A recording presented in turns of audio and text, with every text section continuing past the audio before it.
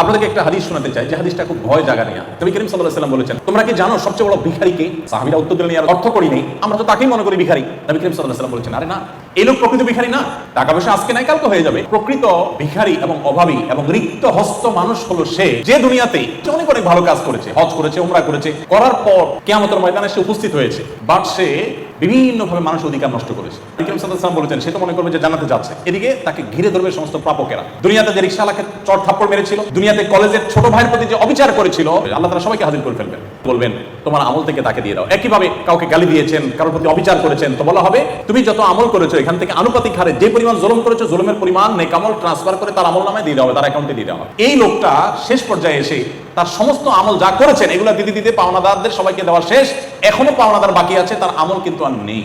নবী করিম সাল্লাল্লাহু আলাইহি ওয়াসাল্লাম বলেছেন, এবার পাওনাদারদেরকে আল্লাহ তাআলা বলবেন তাদের যে পাপ সেগুলো এই অপরাধকারী জুলুমকারী ব্যক্তি তার আমলনামায় ট্রান্সফার করা হবে।